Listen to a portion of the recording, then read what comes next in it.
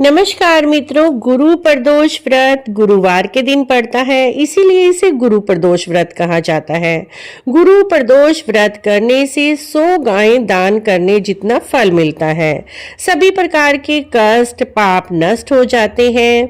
इस दिन व्रत कथा भी जरूर सुननी चाहिए या फिर पढ़नी चाहिए। इस वीडियो में हम आपको गुरु प्रदोष व्रत की पौराणिक कथा सुनाने वाले हैं। गुरु प्रदोष कथा के अनुसार एक बार इंद्र और वृतासुर की सेना में घोर युद्ध हुआ। देवताओं ने दैत्य सेना को पराजित कर दिया।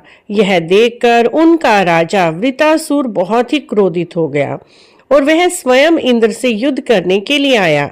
अपनी असुरी माया से उसने बहुत ही विकराल रूप धारण किया।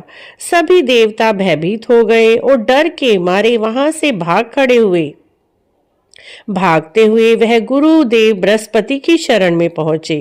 बृहस्पति जी बोले, पहले मैं तुम्हें वृतासुर की वास्तविक परिचय दे देता हूँ।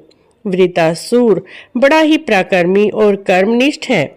उसने गंधमादन पर्वत पर घोर तपस्या कर भगवान शिव को प्रसन्न किया।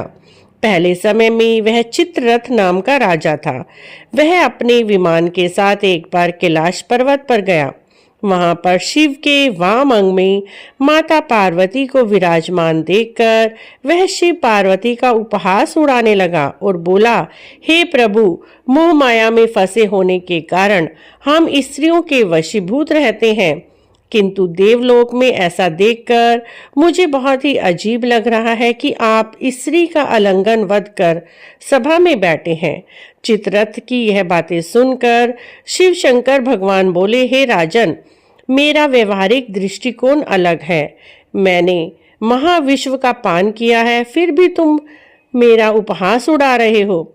माता पार्वती चित्ररथ की ऐसी बातें सुनकर बहुत अधिक क्रोधित हो गई और उन्होंने कहा, हे दुष्ट, तुम सर्वव्यापी महेश्वर के साथ मेरा भी उपहास उड़ा रहे हो। मैं तुम्हें अवश्य ही शिक्षा दूंगी। ऐसा कहकर उन्होंने उसे दैत्य स्वरूप धारण करने के लिए विमान से नीचे गिर दिया और कहा, मैं तुम्हें शाप देती हूँ, तुम दैत्य के स्वरूप में आ जाओ। जगदम्बा भवानी के अभिशाप से चित्ररथ राक्षस योनि को प्राप्त हुआ और त्वष्टा नामक ऋषि के श्रेष्ठ तप से उत्पन्न हो वृतासुर बना। गुरुदेव बृहस्पति आगे बोले, वृतासुर बाल्यावस्था में ही से ही शिव भगत रहा है। अतः इंद्र, तुम गुरु प्रदोष व्रत करो और भगवान शिव को प्रसन्न करो। गुरु प्रदोष व्रत करने से ही तुम वृतासुर को हरा पाओगे और अपना राज्य प्राप्त कर पाओगे। देवराज इंद्र ने गुरु बृहस्पति जी की आज्ञा का पालन करते हुए गुरु प्रदोष व्रत किया। गुरु प्रदोष व्रत के करने से इंद्र ने जल्दी ही वृतासुर पर विजय प्राप्त कर ली और देवलोक में खुशी का माहौल छा गया। इंद्र ने अपना राज्य दोबारा से प्राप्त कर लिया और स्वर्ग का अधिकारी हुआ। जो भी प्रदोष व्रत करता है, भगवान शिव भोले को एक लोटा जल इस दिन अर्पित करता है, बेल पत्र चढ़ाता है, गुरु प्रदोष व्रत कथा सुनता है, उसके हर कष्ट दूर होते हैं। उसके जीवन में कभी भी कोई भी अशुभ काम नहीं होता। जीवन की सभी समस्याएं खत्म हो जाती हैं और घर धन धान्य से भर जाता है। जैसे इंद्र ने अपना खोया हुआ राज्य प्राप्त किया, वैसे ही इस कथा को सुनने और पढ़ने मात्र से भगवान शिव की कृपा विशेष रूप से जातक को प्राप्त होती है। बोलिए गुरु प्रदोष व्रत की जय।